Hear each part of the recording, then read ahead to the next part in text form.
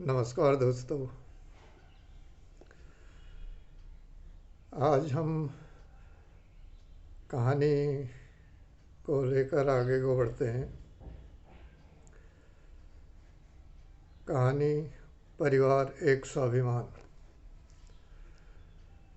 इसके बारे में प्रत्येक अध्याय को लेकर मैं संक्षिप्त में आपसे बात कर रहा हूँ। तो कल हमने 8वें अध्याय के बारे में जाना था। अभी आगे को बढ़ते हैं। दोस्तों,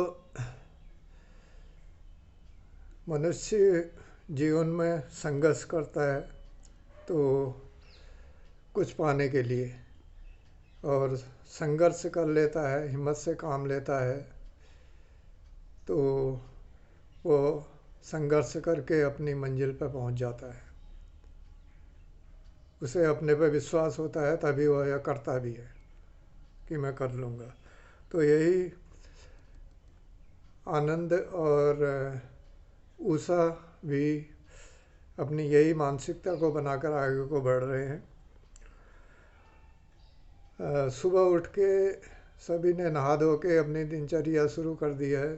सुबह का नाश्ता बन चुका है और सभी बच्चों को भोजन करा रहे हैं, खुद भी बैठ के खा रहे हैं। तो इसी तरह आपस में बातचीत भी करते हैं और अपना सुबह का भोजन भी कर रहे होते हैं। तो आनंद बच्चों को खाना देकर फिर खुद भी शुरू करते हैं और इसमें आपसी वार्तालाप करते हैं। तो यहाँ पर मैंने एक चीज़ मेंशन की हुई है। आनंद कहते हैं कि एक थैली चाय पत्ती की भी लानी होगी जब रानीघाट राशन आदि लेने जाऊंगा। उन्होंने राशन वगैरह लाना है, उसके लिए उन्होंने मालूम किया है। तो अब वो कह रहे हैं पत्नी से, चाय पत्ती का काढ़ा पीने से शरीर में थोड़ी थकान कम हो जाती है तथा सुबह की सुस्ती भी दूर हो जाती है। गांव जमनपुर में तो चाय का चलन कम है। ये उसके आनंद और उषा के मूल स्थान जो गांव है उसका नाम है जमनपुर। तो कहते हैं कि गांव जमनपुर में तो चाय का चलन कम है, शायद यहाँ के बाज़ार में मिल जाए। दोस्तों, उस समय का समय, ये वो समय है जब चाय वगैरह इस तरह के चीज़ों का चलन बहुत कम था। लोग जानते नहीं थे, लोग करते नहीं थे। आज तो घर घर में चाय का चलन है। बड़े बूढ़े बच्चे सभी लोग चाय के शौकीन हैं, लेकिन उस समय में ये इस चीज़ को कोई जानता भी नहीं था। तो उषा कहती है कि हाँ, मिलेगी तो ले आइए और साथ में गुड़ भी ले आना, क्योंकि चाय के साथ वो चलन है कि गुड़ का कटका लगा के चाय पीते हैं। तो इस तरह की खाते खाते वो बातें करते हैं, इधर उधर की बातें करते हैं। तो फिर वो अपनी आगे की दिनचर्या भी शुरू करते हैं कि उन्हें जंगल जाना होता है। तो आनंद कहते हैं कि अब मैं जंगल से घास वगैरह लेके आता हूँ। तो उषा कहती है कि क्या मैं भी जंगल घास लेने के लिए आपके साथ चलूँ? अब पत्नी भी सोच रही है कि अब हमें यहाँ रहना है तो कुछ अधिक काम करें, अधिक मेहनत करें, तो कैसे ये होगा कि हम अधिक यहाँ पर कमा सकें, काम करें।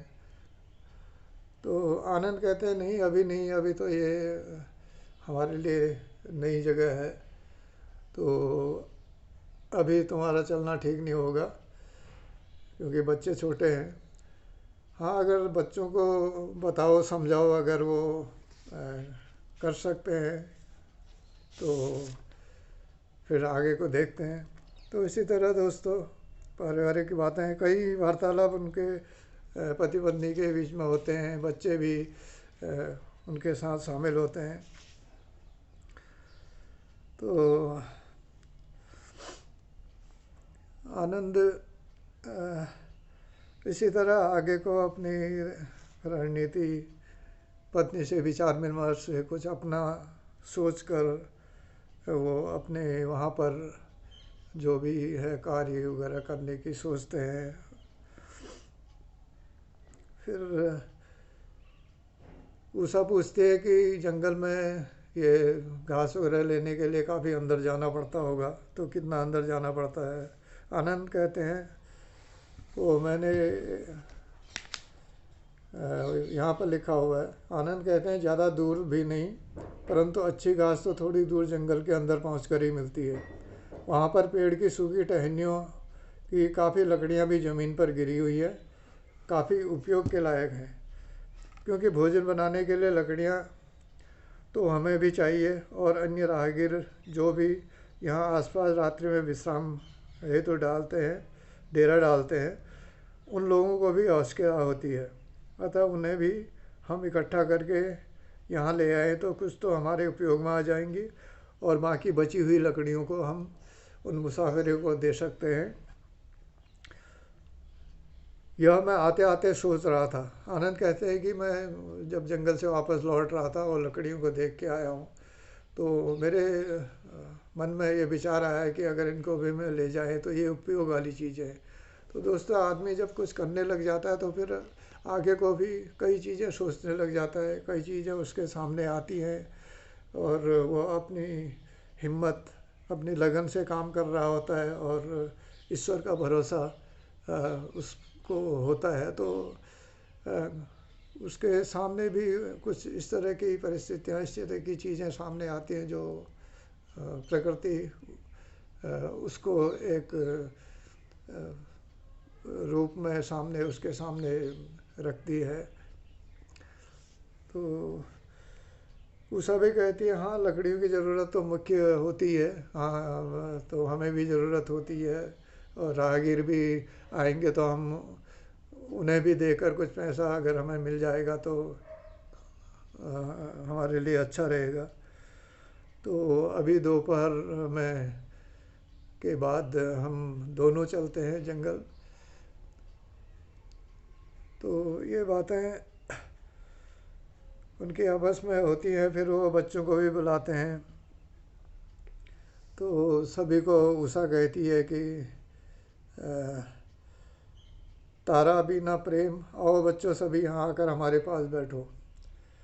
तो तारा कहते हैं कि हाँ माँ, आ रहे हैं। तो बीना जो उनकी बेटी है वो नज़दीक आकर कहती है बाबूजी, क्या दोपहर बाद माँ भी आपके साथ जंगल आएगी? तो आनंद आश्चर्य से कहते हैं कि हाँ बेटा, सोचा तो है।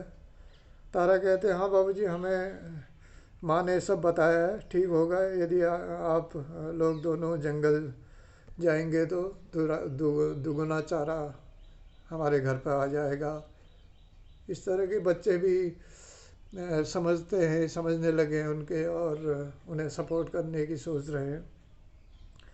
तो इस तरह दोस्तों आगे वो कहानी बढ़ती है। कई वार्तालाप हैं, अगर विस्तार में आप पढ़ेंगे तो एक एक शब्द, एक एक गद्य को पढ़ के आपको पढ़ने में आनंद आएगा। दोस्तों, अमेजॉन और फ्लिपकार्ट में ये पुस्तक उपलब्ध है, आप मंगाइए और पढ़िए, बहुत अच्छा लगेगा आपको। पारिवारिक कहानी है। तो अभी मैं यहीं पर इस अध्याय को समाप्त करता हूँ। आगे भी आपसे आपके सम्मुख उपस्थित होता हूँ। तब तक के लिए नमस्कार। जय हिंद, जय भारत।